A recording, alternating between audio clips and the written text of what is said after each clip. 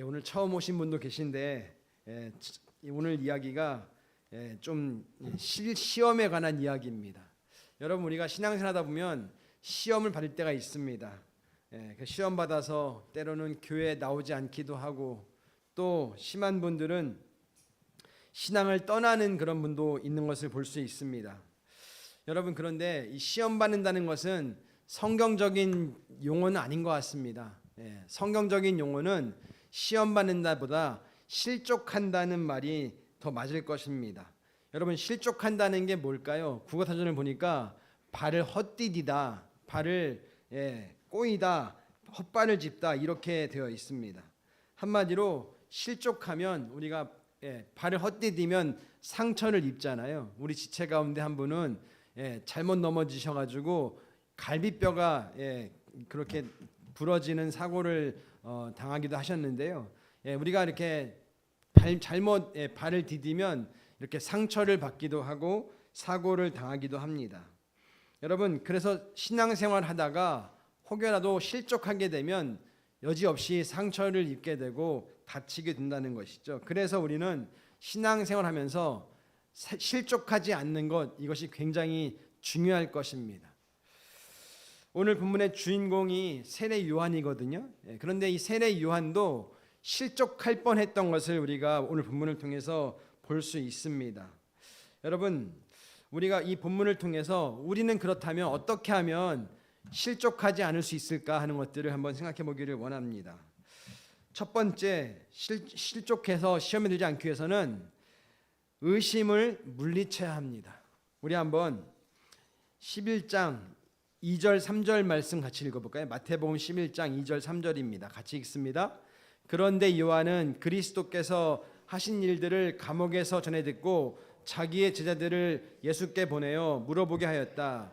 오실 그분이 당신이십니까? 그렇지 않으면 우리가 다른 분을 기다려야 합니까? 지금 세례 요한이 복음을 전하다가 감옥에 갇혔습니다. 다른 것이 아니라 그 당시 왕이 헤롯이었는데요. 이 헤롯 왕이 자기 본처를 두고 제수벌되는 그런 이제 여인과 이렇게 한마디로 이제 결혼을 다시 하게 되는 그런 일이 있었습니다. 그래서 세례 요한은 그것을 이제 비난하다가 결국 감옥에 갇히게 되었습니다. 그러니까 지금 요한 입장에서는 복음을 전하고 하나님 나라를 위해서 열심히 헌신하고 희생했는데 돌아온 게 지금 뭐예요? 감옥에 갇히게 된 거예요. 그러니까 얼마나 이 사람 입장에서는 지금 좀 불편하고 힘들지 않겠습니까? 한마디로 지금 이 세례 요한이 2절 3절에도 질문하는 질문을 보니까 약간 좀 꼬여 있는 거예요. 당신이 진짜 메시아 맞습니까? 아니면 우리가 당신 말고 다른 분을 기다려야 됩니까? 이렇게 지금 질문하고 있지 않습니까? 그런데 세례 요한이 다른 복음서를 보면 이렇게 질문하지 않고 예수님을 굉장히 높이는 그런 본문을 볼 수 있거든요. 요한복음 1장 29절 말씀 보여주시겠어요? 요한복음 1장 29절 말씀을 같이 한번 읽어보겠습니다. 넘겨주세요. 같이 읽습니다. 다음 날 요한은 예수께서 자기에게 오시는 것을 보고 말하였다. 보시오, 세상 죄를 지고 가는 하나님의 어린 양입니다. 여러분, 이 말은 지금 당신이 메시아입니까? 아니면 우리가 당신보다 다른 메시아를 기다려야 됩니까? 이런 질문 같으세요? 아니면 당신이 진짜 메시아입니다, 이런 말 같으세요? 당신이 진짜 메시아입니다, 이런 말 같지 않으세요? 그랬던 세례 요한이었는데 지금 이제 감옥에 갇히고 보니까 내가 지금 잘하고 있는 거 맞나? 이런 이제 의심이 들었던 것 같습니다. 그래서 예수님을 향해서 당신이 진짜 우리가 기다리던 메시아 맞습니까? 아니 당신 말고 다른 메시아를 기다려야 됩니까? 이렇게 지금 질문하고 있다는 것이죠. 여러분, 세례 요한은 한결같이 예수님을 전하고 심지어 광야에 나가서 자기는 약대 털옷을 입고 메뚜기를 잡아먹고 역청을 먹고 그러면서까지 하나님의 나라를 전했던 그런 사람이었는데 지금 세례 요한이 감옥에 갇혔다는 것이죠. 그러니까 세례 요한이 볼 때 메시아가 오시면, 메시아가 왔을 때는 오히려 쭉정이와 알곡을 가려내고 심판하고 그래야 되는데 예수님이 그러지 않고 있는 것을 볼 수 있습니다. 어떻게 할 수 있냐? 마태복음 3장 11절 12절 말씀 같이 볼까요? 마태복음 3장 11절 12절 같이 읽습니다. 나는 너희를 회개시키려고 물로 세례를 준다. 내 뒤에 오시는 분은 나보다 더 능력이 있는 분이시다. 나는 그의 신을 들고 다닐 자격조차 없다. 그는 너희에게 성령과 불로 세례를 주실 것이다. 그는 손에 키를 들고 있으니 가장마당에 깨끗이 하여 알곡은 곳간에 모아드리고 쭉정이는 꺼지지 않는 불에 태우실 것이다. 이렇게 말했던 사람이 세례 요한이었거든요. 그러니까 너무 확신해서 야, 이제 나는 아무것도 아니야. 내 뒤에 오시는 그분이 진짜 메시아인데 나는 그분에 비하면 정말 아무것도 아니야. 오히려 그분은, 나는 물로 세례를 주지만 그분은 성령으로 불로 세례를 주시는 분이셔. 그리고 그분은 진짜로 나는 내 눈에 이게 진짜인지 가짜인지 잘 모를 수도 있지만 그분은 그렇지 않고 알곡은 알곡대로 쭉정이는 쭉정이대로 모을 수 있는 그런 능력 있는 분이셔라고 생각했던 사람이 바로 세례 요한이었습니다. 그런데 이 세례 요한이 지금 오늘 본문에서는 당신이 메시아입니까? 아니면 내가 다른 메시아를 기다려야 됩니까? 이렇게 묻고 있다는 것은 이 세례 요한조차도 약간 예수님이 오셨으면 분명히 메시아로서 알곡과 쭉정이를 가려내야 되고 심판할 사람을 심판해야 되고 그리고 상 줄 사람을 상을 주셔야 되는데 그런 일을 하지 않으시고 오히려 복음을 전하시고 오히려 다른 일을 하시는 거예요. 그러니까 이 요한이 헷갈리지 않겠습니까? 우리 11장 본문 말씀 4절과 5절 말씀 볼까요? 4절과 5절입니다. 같이 읽습니다. 그들에게 대답하셨다. 가서 너희가 보고 듣고 본 것을 요한에게 알려라. 눈먼 사람이 보고 다리 저는 사람이 걸으며 나병 환자가 깨끗하게 되며 듣지 못하는 사람이 들으며 죽은 사람이 살아나며 가난한 사람이 복음을 듣는다. 그러니까 예수님은 지금 다른 거 하는 것이 아니라 오히려 회복하시고 치유하시고 그런 것들을 통해서 이 약간 회의감이 온, 약간 의심이 든 이 세례 요한에게 다시 한번 예수님께서 확신을 시켜주시고 있다는 것입니다. 여러분, 그런데 놀라운 건 예수님의 자세, 예수님의 태도가 놀랍습니다. 여러분, 저 같으면 제가 목사인데 누가 제가 가르치는 누군가가 저를 약간 좀 의심하고 잠깐 저를 못 믿는다면 제가 어떤 마음이 들까요? 기분 좋겠습니까? 나무라겠습니까? 나무라지 않겠어요? 근데 예수님은 나무라지 않으시는 거예요. 11절 말씀 같이 볼까요? 마태복음 11장 11절입니다. 같이 읽습니다. 시작. 내가 진정으로 너희에게 말한다. 여자가 낳은 사람 가운데서 세례자 요한보다 더 큰 인물은 없었다. 그런데 하늘나라에서는 아무리 작은 사람도 요한보다 더 크다. 지금 예수님께서 요한을 너 왜 그거밖에 안 되니? 너 왜 그렇게 실족해 있니? 이러시는 것이 아니라 세례 요한은 정말 큰 사람이야 라고 칭찬하시는 것을 볼 수 있습니다. 여러분, 그렇습니다. 예수님은 언제나 우리가 실족해 있을 때, 우리가 시험에 빠져 있을 때 우리를 나무라시는 것이 아니라 오히려 우리에게 위로해 주시는, 우리를 축복해 주시는 하나님이신 것을 여러분 바라볼 수 있기를 바랍니다. 7절 8절 말씀 같이 볼까요? 마태복음 11장 7절 8절입니다. 시작. 이들이 떠날 때 예수께서 무리에게 요한을 두고 말씀하셨다. 너희는 무엇을 보러 광야에 나갔더냐? 바람에 흔들리는 갈대냐? 아니면 무엇을 보러 나갔더냐? 화려한 옷을 입은 사람이냐? 화려한 옷을 입은 사람은 왕궁에 있다. 이러시면서 바로 세례 요한을 예수님이 칭찬하시는 거 아니겠습니까? 9절입니다. 9절 같이 있습니다.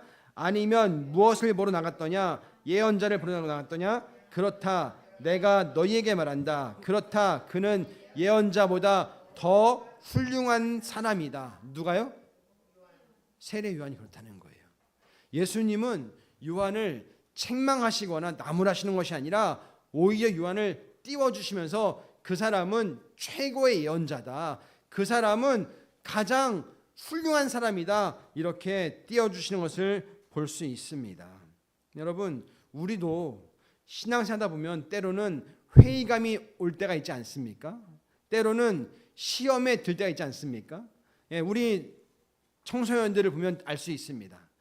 유초등부 때는 아이들이 굉장히 열심히 신앙생활을 합니다. 그런데 이 아이들이 약간 성장을 하면서 사춘기가 되면 약간 이들 안에 의심이 들어오는 것 같아요. 그러면서 내가 믿는 예수가, 내가 믿는 하나님이 진짜 신 맞나?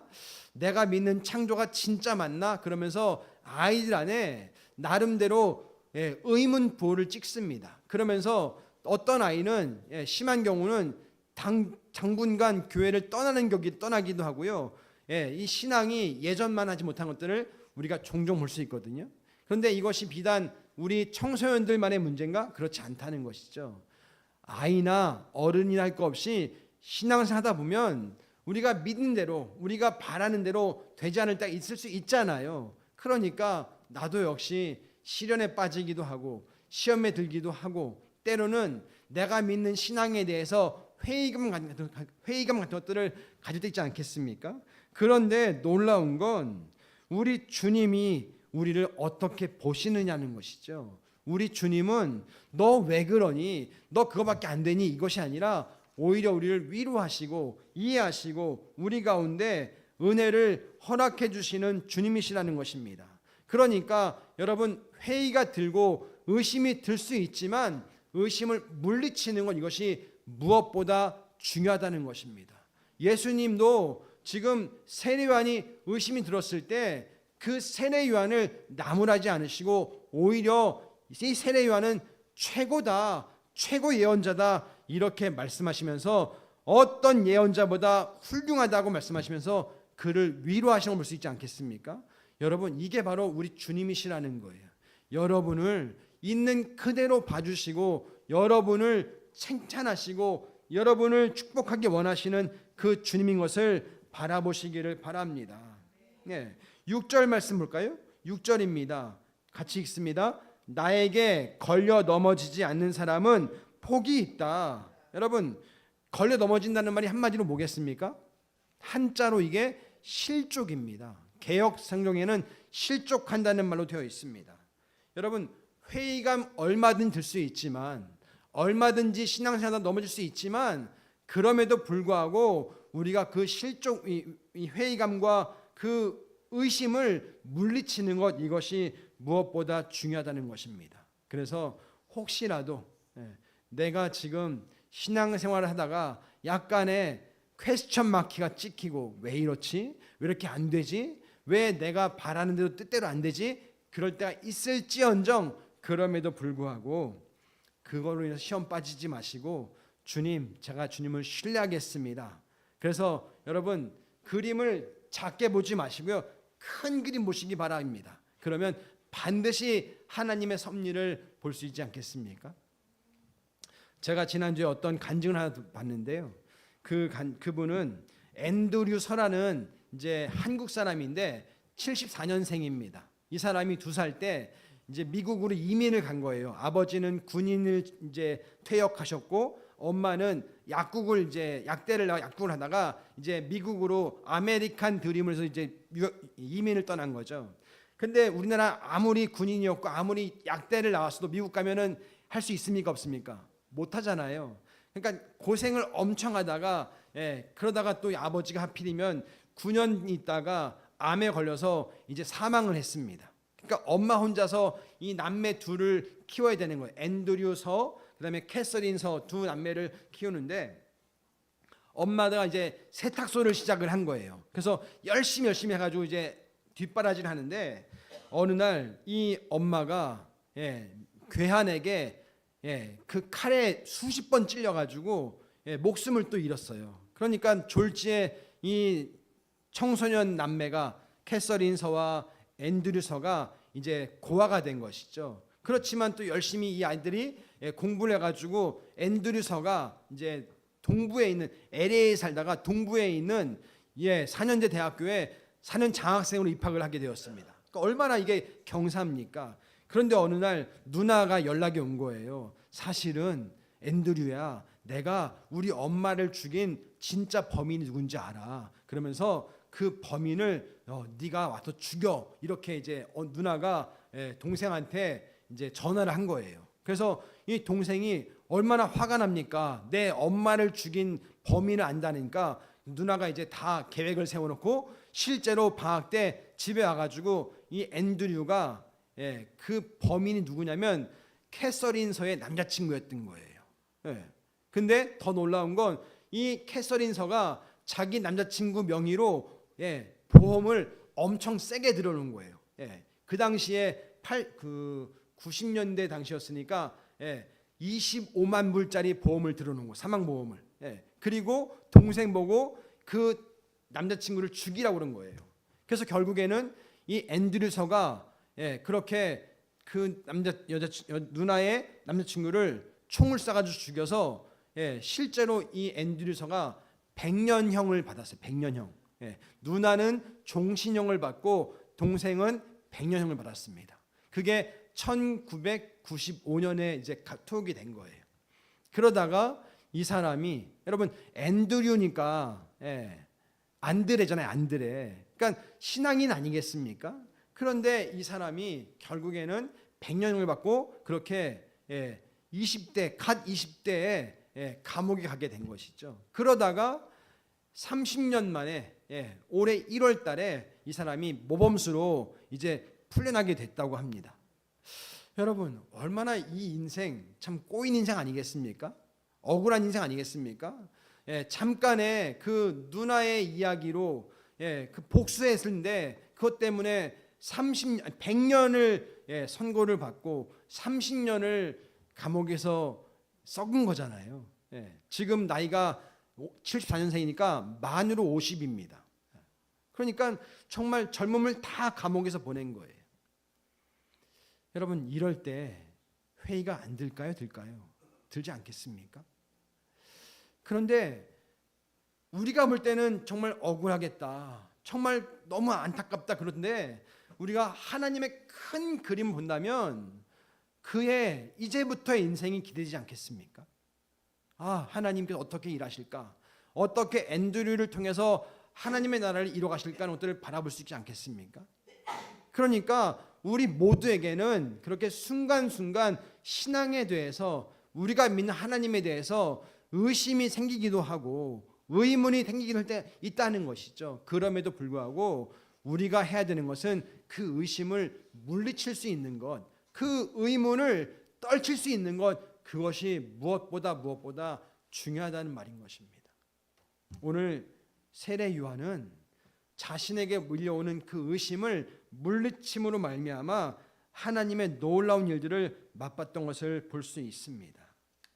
여러분, 그래서 우리는 무엇에 집중해야 되는가? 그 의심을 물리치기 위해서 하나님 일에 집중하는 것입니다. 여러분, 지금 이제 정권이 바뀌어서 지금 이제 또 우리 민주당이 정권을 잡지 않았습니까? 근데 민주당을 지지하시는 분들은 얼마나 좋겠습니까? 그런데 반대로 민주당이 아니라 이 국민의힘을 지지하시는 분들은 얼마나 또 이 민주당이 힘들겠어요. 싫겠어요. 불편하겠어요. 더군다나 펼치는 정책마다 다 내가 원하는 국가가 원하는 그런 방향이 아닐 수도 있지 않습니까? 얼마나 불편하겠어요. 그런데 그럴 때 우리가 무엇을 바라봐야 되느냐? 그 정책을 바라볼 것이 아니라 하나님의 큰 그림을 바라볼 수 있는 것, 그것이 무엇보다 중요하다는 거 아니겠습니까? 그래서 지금 당장 내게 오는 그 시험 때문에 내 신앙을 포기할 것이 아니라 하나님의 이루실 일들을 바라볼 수 있는 것, 그것이 무엇보다 중요하다는 것입니다. 여러분, 그래서 예수님께서 오늘 이렇게 말씀하십니다. 마태복음 11장 4절 5절. 봐라 세례요한아, 너가 지금 뭘 보고 있느냐? 눈먼 사람이 보고 다리 저는 사람이 걸으며 나병 환자가 깨끗하게 되며 듣지 못하는 사람이 들으며 죽은 사람이 살아나며 가난한 사람이 복음을 듣는다. 여러분, 이게 뭡니까? 못 보던 사람이 눈을 뜨고, 듣지 못하는 사람이 귀를 열리고, 다리를 절던 사람이 다리가 걸으며, 나병 환자 깨끗하게 되며, 이거야말로 복음 중에 복음 아니겠습니까? 이거야말로 메시아가 오셨다는 그런 확실한 증거 아니겠습니까? 세례 요한아, 그러니까 너는 다른 거 보지 말고 지금도 여전히 예수 그리스도께서 일하신 것들을 바라봐라, 이런 말씀 아니겠습니까? 실제로 이사야서에 그 메시아가 오시면 되어질 일들을 증거하고 있는데요. 이사야서 35장 5절 6절 말씀 같이 볼까요? 이사야서 35장 5절 6절입니다. 같이 읽습니다. 시작. 그때 눈먼 사람이 눈이 밝아지고 귀먹은 사람의 귀가 열릴 것이다. 그때 다리를 절던 사람이 사슴처럼 뛰고 말을 못하던 혀가 노래를 부를 것이다. 광야에서 물이 솟겠고 사막에 시냇물이 흐를 것이다. 이게 언제라고요? 메시아가 오시면 이런 일들이 나타난다는 거예요.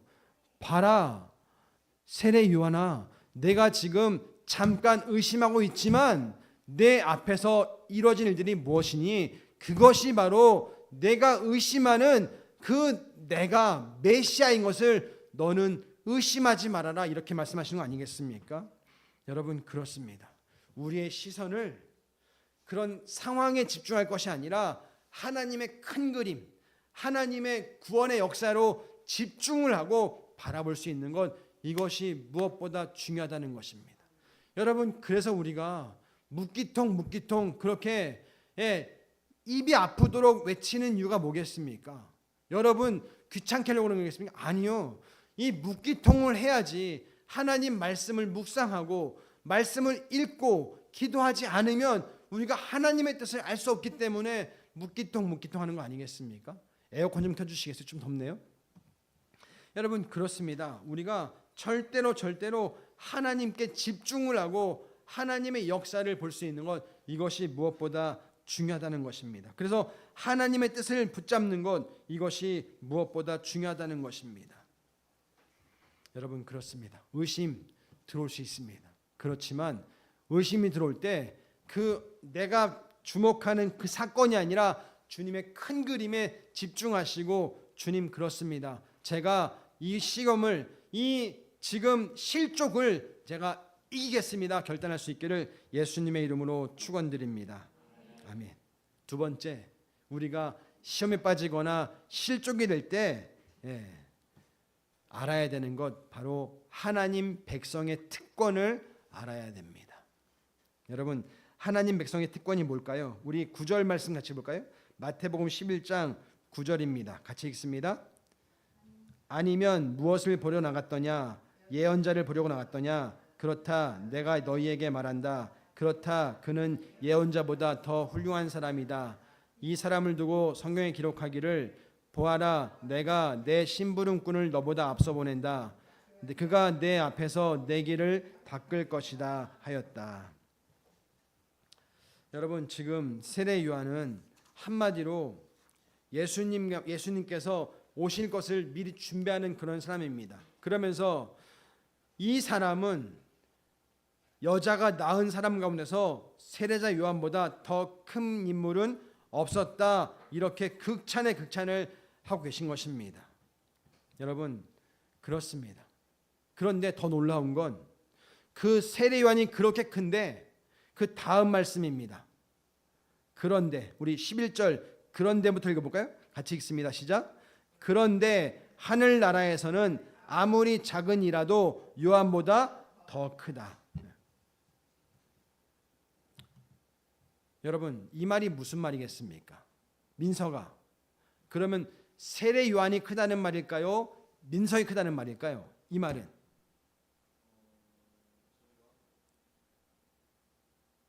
아무리 작은 이라도 요한보다 크다. 민서가 크다는 말이에요? 요한이 크다는 말이에요? 그렇지. 민서기가 요한보다 훨씬 더 크다는 말이에요. 그럼 뭐가 크다는 말일까? 믿음이 크다는 말일까? 키가 크다는 말일까? 뭐가 크다는 말일까? 특권이 크다는 거예요. 특권이. 여러분, 우리가 잊지 마십시오. 내가 세례 요한보다 더 특권이 높다는 것을 잊지 마십시오. 여러분, 어떤 특권이겠습니까? 내가 더 큰 특권이 뭐겠습니까? 바로 여러분, 우리는 예수님을 영접해서 하나님의 자녀가 된 특권이 있는 사람 아니겠습니까? 세례요한 당시만 하더라도 회개하고 돌아왔지 않습니다. 그렇지만 예수님이 오시 전까지 아직까지 그들은 죄를 질 때마다 회개를 해야만 하는 그런 사람들이었습니다. 그리고 실제로 구약 시대 때 제사를 지낼 때 사람들은 어땠습니까? 1년마다 한 번씩 하나님께 나가서 자신의 죄를 양을 잡아서 바치면서까지 회개해야만 했습니다. 그런데 우리는 그럴 필요가 있어요, 없어요? 승관아, 우리는 죄를 지으면 제사를 지낼 필요가 있어요, 없어요? 없어요. 우리는 뭐만 하면 돼요? 회개만 하면 돼요. 그죠? 그리고 회개하고, 말로만 회개가 아니라 회개하고 이제는 다시는 제가 그 길을 안 가겠습니다. 돌이키면 우리는 하나님께 용서받는 특권을 갖고 있다는 것이죠. 그러니까 세례 요한보다 더 크다는 건 우리는 하나님의 자녀로서 누리는 그 특권이 있다는 거예요. 그리고 또 어떤 특권이 있겠습니까? 우리는 성령 받은 특권이 있습니다. 영접하는 자, 곧 그 이름을 믿는 자들에게는 하나님의 자녀가 되는 권세를 주셨다 말씀하지 않습니까? 그리고 영접할 때 우리 안에 내가 내 영을 너희 가운데 보내준다고 말씀하지 않습니까? 우리가 바로 성령 받은 사람들입니다. 그러니까 이 성령은 아무나 받는 것이 아니었습니다. 구약 시대 때는. 그렇죠? 민재야, 구약 시대 때는 모든 사람이 성령 받았습니까? 아니잖아요. 그때는, 구약 때는 정말 특별한 사람들만, 특별한 하나님의 종들만 성령 받아서 놀라운 일들을 감당했지 모든 대부분의 사람들은 성령 받지 못했습니다. 그런데 오늘날 어떻습니까? 오직 성령이 너에게 임하시면 권능을 받고 예루살렘과 온 유대와 사마리아와 땅 끝에까지 이르러 내 증인이 될 것이다. 그런데 이것이 누구에게요? 모든 사람에게, 예수님의 이름으로 나오는 모든 사람에게 예수님께서 성령을 부어주신다는 것을 우리는 기억해야 하지 않겠습니까? 여러분, 심지어 요엘서 2장 28절 29절 말씀 보여주시겠어요?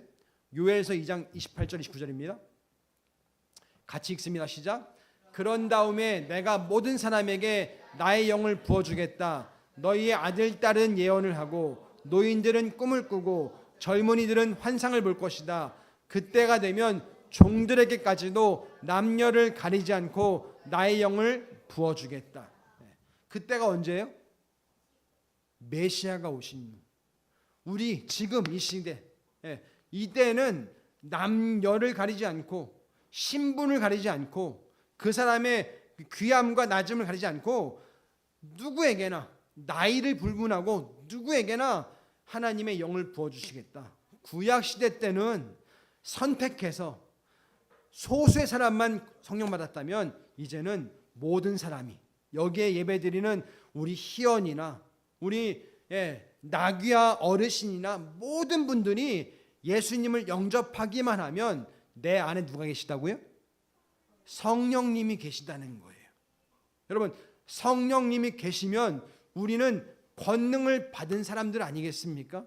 우리가 성령 가운데 붙들리기만 하면 우리는 놀라운 일들을 감당할 수 있다는 거 아니겠습니까? 여러분, 그렇습니다. 우리는 성령 받은 특권 있는 그런 사람이라는 거예요. 이것은 세례 요한 당시만 하더라도 이건 모든 사람 누리지 못하는 그런 특권이었습니다.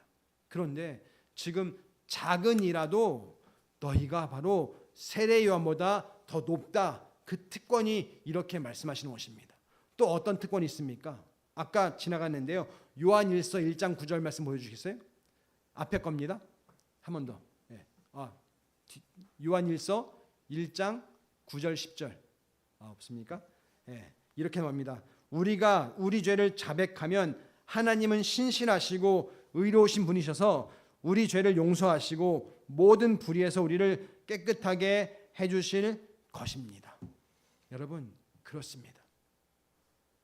우리는 자백하기만 하면, 그리고 회개하기만 하면 하나님은 모든 불의에서 우리를 깨끗하게 해주신다고 그렇게 말씀하고 있습니다. 이게 바로 이 시대를 살아가는 우리들의 특권이라는 거예요. 그런데 입으로만 회개하고 또 범죄하는 것이 아니라 돌이키는 것이죠. 다시는 제가 그 죄를 짓지 않겠습니다. 그렇게 결단하고 그렇게 살아갈 때 그럴 수 있는 능력을 부어주시는 분이 바로 성령님 아니시겠습니까? 여러분, 그렇습니다. 저와 여러분은 세례 요한보다 훨씬 더 큰 특권을 갖고 있다는 것을 기억하시기 바랍니다. 그리고 내 안에 의심이 들어올 때, 내 안에 회의가 찾아올 때, 그렇지, 내가 세례 요한보다 더 특권이 있는 사람이지, 그렇게 기억하시고 주님께 나오실 수 있기를 예수님의 이름으로 축원드립니다. 또 어떤 특권이 있습니까? 여러분, 우리는 기도에 응답받을 수 있는 특권이 있습니다. 아멘이세요? 너희가 지금까지는 아무것도 구하지 않았지만 이제는 내 이름으로 구하면 내가 너에게 응답하겠다, 주님 말씀하지 않습니까? 여러분, 그렇습니다. 우리는 기도 응답받을 수 있는 특권이 있는 사람들인 것을 기억하시기 바랍니다. 예수님께서 요한복음 14장 14절에 십자가를 지시기 바로 전날 밤에 이렇게 말씀하십니다. 지금까지는 너희들이 내 이름으로 구하지 않았지만 이제 앞으로는 구해라. 그러면 내 이름으로 구하면 내가 다 이루어 주겠다라고 말씀하시고 있습니다. 여러분, 기도는 모든 성도에게 주신 하나님의 특권 중에 특권이십니다. 여러분이 어디에 계시든지 교회 나오셔도 좋고요, 골방에서도 좋고요, 하나님께 기도할 때 그 기도가 하늘나라에 상응되는 것을 기억하시기 바랍니다. 주님은 반드시 우리 기도에 응답해 주시는 살아계신 주님인 것을 반드시 기억하시기 바랍니다. 여러분, 이 특권을 누립시다. 내일부터 새벽기도 몇 시라고요? 5시 40분입니다. 예, 교회 오셔서 혼자 하는 게 힘드시다면 같이 하시고, 우리가 기도의 세 겹줄을 만드셔서 하나님, 우리 기도에 응답해 주십시오. 우리 열린문 교회가 2025년 아주 중요한 시기를 보내고 있습니다. 이 시기 가운데 우리가 하나님의 은혜와 능력을 맛보기 원합니다. 기도한다면 하나님 반드시 응답하실 줄 믿습니다. 마지막 세 번째입니다. 우리가 실족해서 시험에 들지 않으려면 세상을 본받지 말아야 됩니다. 우리 마태복음 11장 16절 말씀 같이 볼까요? 11장 16절 17절입니다. 같이 읽습니다. 이 세대를 무엇에 비길까? 마치 아이들이 장터에 앉아서 다른 아이들에게 이렇게 말하는 것과 같다. 우리가 너희에게 피리를 불어도 너희는 춤을 추지 않았고 우리가 고글해도 너희는 울지 않았다. 한마디로 이겁니다. 아이들이 이렇게 놀이를 하고 있는 거예요. 밖에 나가서. 근데 두 패로 나눠진 겁니다. 한 패는 야, 우리는 신나게 놀 거야. 우리는 한마디로 장터에 나가서 마음껏 놀 거야. 우리는 결혼식을 할 거야. 이렇게 이제 놀이를 하고 있는 거예요. 근데 한편 아이들이 난 싫어. 나는 결혼식 싫어. 나는 곡을 할 거야. 나는 장례식 놀이 할 거야. 이렇게 두 패로 갈라져 있다는 것이죠. 그럴 수 있잖아요. 놀다가 어떤 사람들은 나는 이거 할 거야, 난 저거 할 거야, 그럴 수 있지 않겠습니까? 그럴 수 있다는 것입니다. 이게 세상이라는 것이죠. 세상은 다 누구 중심입니까? 자기 중심이에요. 내가 하고 싶은 거, 내 멋대로 하는 게 세상 중심입니다. 그런데 예수님께서는 아니라는 거예요. 너희는 세상 중심이 아니라 다른 것을 중심으로 하라는 것이죠. 18절 19절 말씀 보겠습니까? 18절 19절입니다. 마태복음 11장 18절 19절입니다. 시작. 요한이 와서 먹지도 않고 마시지도 않았다. 그러니까 사람들이 말하기를 그는 귀신이 들였다 하고 인자는 와서 먹기도 하고 마시기도 하니 그들이 말하기를 보아라 저 사람은 마구 먹어대는 자요 포도주를 마시는 자요 세리와 죄인의 친구다 한다. 그러나 지혜는 그 한 일로 옳다는 것이 입증되었다. 여러분 지금 사람들의 눈에는 예수님이 뭐 하는 게 보이는 거예요? 야 누구는 지금 금식하고 누구는 지금 막 마시지도 않는데 저 예수님의 친구들은 지금 먹고 마시는구나 하면서 지금 사람들이 예수님을 비난하고 막 그러는 거 아니겠습니까? 이게 바로 죄인들의 시각, 세상 사람들의 시각이라는 것이죠. 그러나 우리는 세상을 본받지 말고 하나님을 본받아서 예수님 본받아서 살아가는 것입니다. 그럴 때 뭐가 기준되는 것이냐? 다른 것이 아니라 우리는 바로 열매를 통해서 기준 볼 수 있는 것, 그것이 중요하다는 것입니다. 여러분 무슨 말일까요? 예수님을 따르면 반드시 열매를 맺게 되어 있다는 말 아니겠습니까? 그러니까 세상의 기준대로 내가 좋은 것, 내가 원하는 것이 아니라 우리는 열매를 통해서 열매를 따라서 가는 것, 이것이 무엇보다 중요하다는 것입니다. 여러분 그렇습니다. 우리가 사람들의 말을 들을 때 어떤 말에 귀를 기울일 것인가 할 때 그냥 내게 듣기 좋은 것, 사람들의 귀에 듣기 좋은 것, 이것이 아니라 그 열매를 통해서 볼 수 있는 것, 그것이 무엇보다 중요하다는 것입니다. 여러분 그렇습니다. 오늘 세례 요한은 잠깐 동안 회의에 빠진 것이 분명합니다. 아, 내가 믿는 저 메시아이신 예수님을 따르는 것이 맞는가 하는 회의에 빠졌지만 예수님께서는 아니야. 우리는 잠깐은 회의에 빠질 수 있지만 잠깐은 시험에 들 수 있지만 그러나 너희는 결코 그 시험에 빠져서 그렇게 신앙을 포기하고 교회를 떠나고 그럴 수 있는 존재들이 아니야. 이것을 말하는 것을 붙잡으시기를 바랍니다. 그래서 하나님, 제가 주님의 일에 집중하겠습니다. 의심하지 않고 주님의 일에 집중해서 주님 뜻을 붙잡아서 주님 나라 끝까지 바라보겠습니다. 결단하시기 바랍니다. 그리고 내가 누리는 특권을 여러분 붙잡으십시오. 그렇지, 나는 하나님의 자녀지, 나는 성령 받았지, 나는 기도하면 응답받지 하는 그 특권을 여러분 꼭 붙잡으시기 바랍니다. 그리고 우리의 기준은 세상처럼 철저히 자기중심적인 것이 아니라 열매를 통해서 하나님 나라를 바라보고 하나님 뜻을 붙잡는 그런 은혜를 누릴 수 있기를 바랍니다. 여러분, 우리는 사명 있는 사람들입니다. 우리 열린문교회 모든 성도님들은, 여기에 예배드리신 모든 분들은 다음 세대나 어르신들이나 모두가 사명받는 분들이십니다. 그렇기 때문에 잠깐 실족해서 시험에 빠져서 넘어지기보다는 주님, 제가 오늘 주신 이 분별력을 가지고 주님 나라를 위해서 한 단계 더 업그레이드 되겠습니다. 그리고 하나님의 큰 그림을 바라보고 주님 나라에 기여하겠습니다. 결단할 수 있기를 예수님의 이름으로 축원드립니다. 아멘. 기도하겠습니다.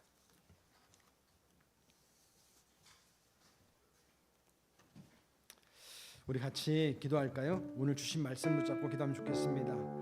그리고 여러분이 결단하셔서 기도하시면 좋겠습니다. 하나님, 정말 주님 앞에 더 한 걸음 나가겠습니다. 주님, 제가 선택하겠습니다. 그리고 아버지, 의심의 순간에 의심이 들어올 때 주님, 제가 의심을 물리치겠습니다. 그리고 내가 누리는 그 특권을 붙잡고 바라보겠습니다. 그리고 세상처럼 내 주관적인 것이 아니라 열매를 통해서 하나님 나라에 기여하고 아버지 돌파하겠습니다. 은혜를 허락해 주십시오. 우리 같이 한번 우리 목소리로 기도하겠습니다. 하나님 아버지, 감사합니다. 오늘도 우리 가운데 예배를 허락해 주심에 감사합니다. 그렇습니다. 모든 것이 주님의 은혜입니다. 아버지 앞에 맡깁니다. 기름 부어주시고 도와주시고 함께해 주십시오. 우리 열린문교회가 하나님의 사명을 감당할 수 있기 원합니다. 아버지 목사가 하나님의 뜻을 이룰 수 있기 원합니다. 은혜를 허락해 주십시오. 도와주십시오. 주여 그렇습니다. 아버지 의심을 물리치겠습니다. 아버지 주여 내가 받은 특권을 붙잡겠습니다. 주님 그렇습니다. 열매를 통해서 아버지 세상처럼 아버지 내가 주여 눈에 보이는 것이나 열매를 통하겠습니다. 도와주시오. 은혜를 허락해 주십시오. 그렇습니다. 주님밖에 없습니다. 도와주시고 함께 해주시는 가운데 돌파하며 할 수 있기를 원하오니 기름 부어주십시오. 은혜를 허락해 주십시오. 주여 주님 바라보겠습니다. 아버지 사용해 주십시오. 우리 열린문교회를 사용해 주십시오. 다음 세대를 사용해 주십시오. 저들 가운데 아버지 은혜를 베푸시고 아버지 말씀을 원하는 응답해 주시고 살아계십니다. 감사드리며 예수님의 이름으로 기도합니다. 아멘.